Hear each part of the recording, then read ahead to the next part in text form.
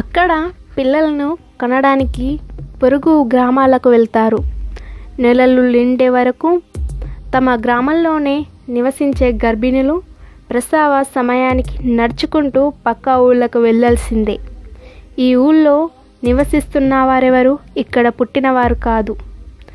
ఆ ఆచారం ఘనలోని మాఫీదో గ్రామంలో ఉంది. అక్కడ 3 ఆచారాలు శిశుజననాలను శాసిస్తున్నాయి. ఒక్క ప్రసవాల విషయంలోనే కాదు, ఈ ఊళ్ళో మరికొన్ని ఆచారాలు కూడా ఉన్నాయి.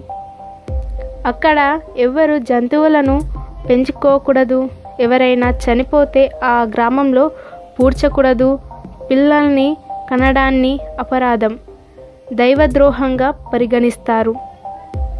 మా పూర్వీకులు ఇక్కడకు వచ్చినప్పుడు స్వర్గం నుంచి ఓ ఆశారీరవాణి, ఇది పవిత్ర క్షేత్రం, మీరిక్కడ ఉండాలంటే కొన్ని నియమాలున్నాయి అని చెప్పింది.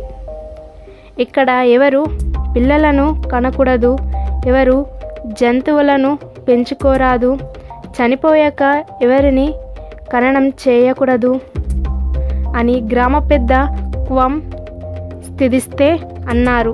కాన్పు సమయంలో తమ బాధలు వర్ణనాతీతం. గ్రామ మహిళలు చెబుతున్నారు, పురుడు పోసుకోవడానికి చాలా దూరం నడవలసి వస్తుంది. నా మొదటి కాన్పుకు చాలా బాధపడ్డాను.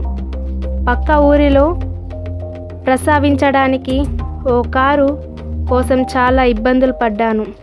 రెండో బిడ్డను కూడా వేరే ఊరిలో కన్నాను.